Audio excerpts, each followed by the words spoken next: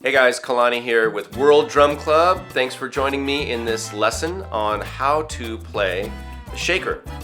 You know, this is something that a lot of people assume is fairly easy. I think there's this idea out there that because we can pick up a percussion instrument, that they're somehow easy to play, or it's easy to play drums and percussion because they are so accessible, right? You can just reach out and grab it.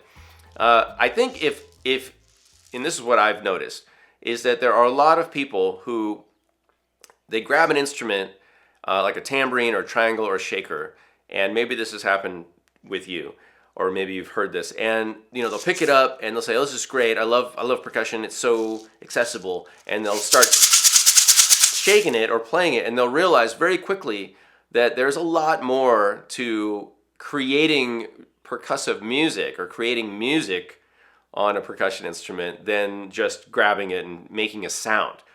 And I know this could sound a little snobby as a, or a little elitist as a drummer. It's not meant that way at all. It's just meant as an observation.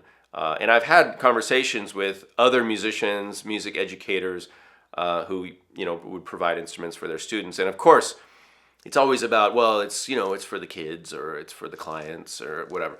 But you know what? It's for you as a musician. So my goal in talking to you guys and giving you guys this information is to help you elevate your drumming skills and your musicianship and your awareness and your ability to impart that skill and that knowledge to whoever you're working with, whether it's a student or even a client in a therapeutic setting. Everyone can use a little bit of help, right? Playing these instruments, and we love these instruments. They are accessible, they are fun, they are novel, they are exotic. But let's actually sit down for a minute and learn how to play it or how to play music on it.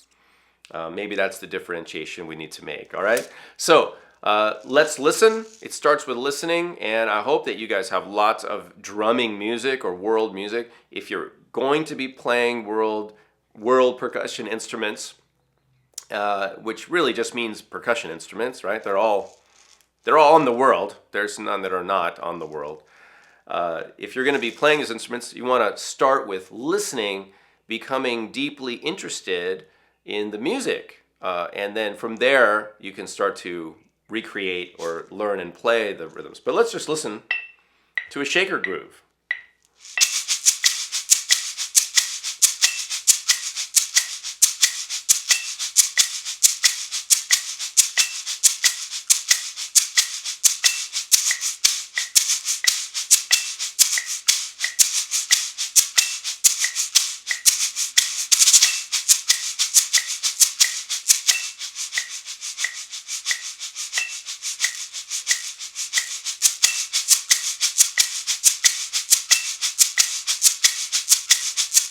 Okay, so this is something I teach a lot all around the world. I feel like it's super important for you guys, if you're going to pick up a shaker, to feel comfortable with it and feel confident and be able to play something that sounds like music, that sounds like something that would be in a groove that you would dance to, right? That's sort of the test for me, is does it make me want to move? All right, so let's break this down, and I think you hopefully have noticed by now that I'm playing this in a way where I'm not playing all the same volume. And I talked about this in the other lesson about universal concepts or universal rhythms. But let's look at how you can recreate this kind of feel or this groove. So the first thing is all the notes are not the same volume.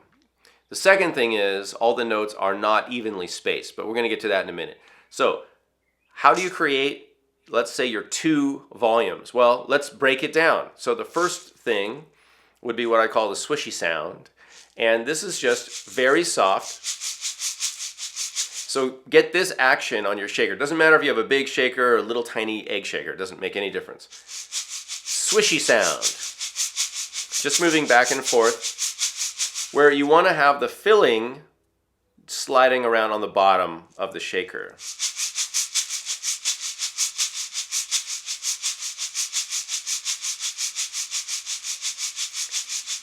And just for fun, you can try to make it really even. It gets a little harder when you slow down, so find a comfortable swishy tempo and get that, all right? So once you've got that, once you've got a feel for that, then try what I call just the loud sound, or the striking sound, if you will. And in this, we're gonna feel all the filling striking the sides. So it's gonna be a lot more percussive, and you're gonna feel the impact of the filling on the sides. And so I like to do this. You might wanna start back and then go forwards and back. To and fro. Which one is to and which one is fro, though? I kind of understand to, but does that mean to me or to somebody else? And then what is fro? I have no idea. Maybe you guys can leave that in the comments below. Help me out. Okay, so are you feeling boom, boom, boom? This is very clean. Okay, so we're going for sharp, staccato, impact with those. And this is an exercise that's going to help you recreate the shaker groove later on. But for now, two things, swishy and the, let's call it this strike sound, or the loud sound. Okay, now once you've got that, you practice that a little bit, now it's time to put them together. So the groove we're going to play, very simple. One is the more strike sound, the impact sound. 2, 3 are swishy, and 4 is the strike sound, the louder sound on the backstroke. So 1, 2, 3, 4. 1, 2, 3, 4. 1, 2, 3, 4. Now, I'm showing this to you not so that you will try to practice it at this tempo, but so you'll hear where the different notes are. Another friend of mine, a percussion instructor, he was teaching this shaker groove at a Brazilian camp, and he had the greatest word to describe this. It's an onomatopoetic word, you know, a learning tool, a word that sounds like, you know, the thing that it sounds like. So he said, say the word cacophony. And I stole that from him right away, and I haven't found any word that is similar, that is as useful as the word cacophony. I know it's ironic because we're not going for cacophony, but stick with me. Cacophony, cacophony, cacophony, cacophony, cacophony, cacophony. Cacophony, cacophony, cacophony, cacophony, cacophony. Say it. I know you guys are just watching and you're not doing any of this, so do it. Say the word. Cacophony, cacophony, cacophony. You can also do air shaker right now with me. If you don't have a shaker, which why would you if you're watching this on your phone at a cafe, pick up the salt or the sugar packet and play cacophony, cacophony, cacophony, cacophony. Okay, so let's pause for a second. I want to point out how little I'm actually moving for the swishy sounds. So just focus on those for a second. Watch this. I'm going to put the metronome back on. It's important to practice with a metronome. So I hope you guys are doing that. But look at how little I'm moving for the swishy sounds. Oh, that's the wrong tempo. Let's go a little faster. Let's go to 105.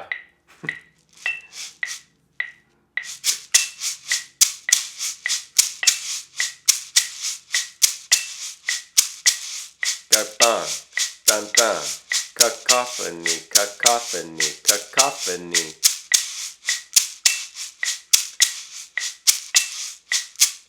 Swishy is hardly moving.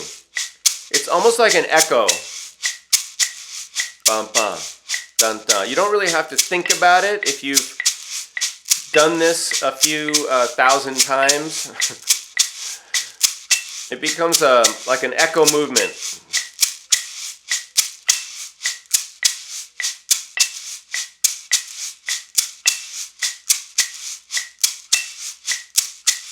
Let's go to 90. Cacophony, cacophony, cacophony, cacophony.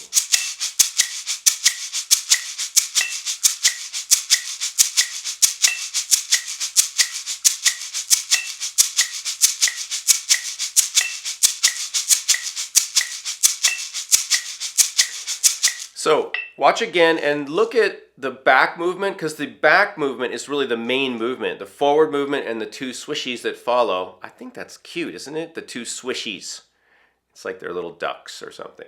The two swishy movements that follow, I'm not really moving that much. It's more about the back, the anticipation to the downbeat. Ga ga ga ga ga ga ga. So watch again.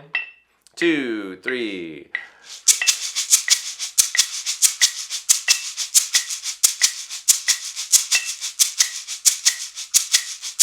You see how little I'm moving?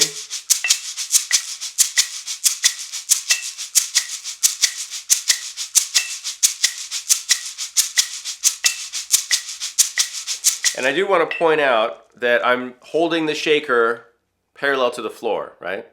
So not like this, and I'm not shaking it this way. This is what I see a lot of. I see people grab the shaker and they'll... It's great if you've got a can of paint and you want to mix up the paint, but this is not paint shaking technique I'm teaching you guys, all right? Okay, so that's your technique and the dynamics, right? So we're using the accented sounds and the non-accented sounds. Now, let's talk for a second about how to make this thing feel more groovy. Because look, this is why we're playing music, right? If the music doesn't have, if the music's not musical, then why are we doing it really? I mean, it's like making food that has no flavor, no subtlety, no balance, nothing exciting about it. Now, yeah, in a pinch, if you got to eat, you got to eat. But that's not what we're doing with music, really. At least I hope not. So, what's the purpose of this? The purpose of this thing is to the purpose of this rhythm and the shaker or whatever instrument you're using, and the rhythm that you're playing on it, the purpose of that is to really, create a structure in the music. I call it rhythmic graph paper. That's one function of it. But really the higher function is to elicit a good feeling, is to help people want, to inspire them, to motivate them, to provide some sort of feel, right? A groove. And the groove is a matter of micro timing. It's not just about, oh, I'm going to play eighth notes now. Let me play eighth notes, ba ba ba ba ba ba ba ba, like a robot. So there's some subtlety to this. And I want to thank one of my teachers, Alex Acuna, for giving me the words to help describe this thing, because it's a little difficult to describe. Well, exactly what are you talking about, Kalani? What are you talking about? You said micro timing. I don't know what that is. The way Alex said it was, it's like an egg rolling down a hill. Instead of the rhythm being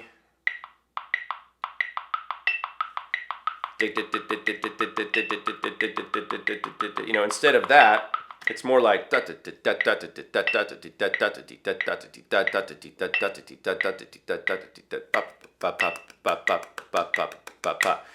that gives it a little, I felt like I was clapping for something right there.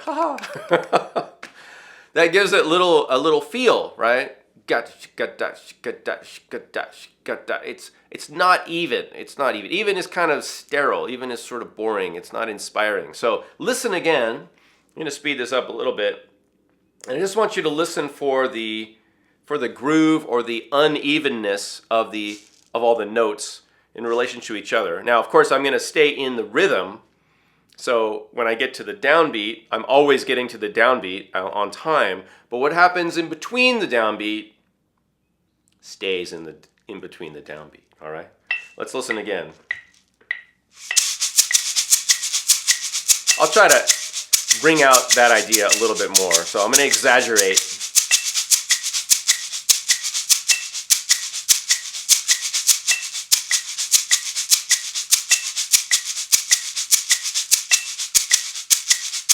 Get that, get that, get that, get that, get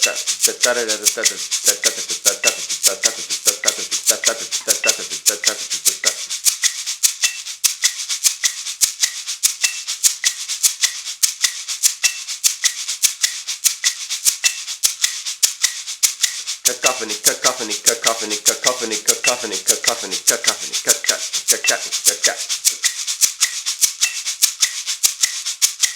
So this idea of this unevenness, you hear this in the music of Brazil, in the tamborins, in the agogo, in the chimbal, You hear it in Latin American music, in the Caribbean with cascara on the shell of the timbales or the side of the drum, or the palitos patterns.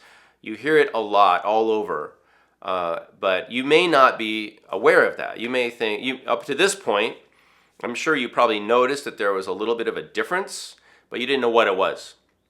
Okay, so your homework now is not only to pick up your shaker, and by that I mean leave it around everywhere where you can pick it up. So keep one in your car, get a little egg shaker, get a few egg shakers, put one in your car, put one in the kitchen, put one in the bedroom, put one in the bathroom.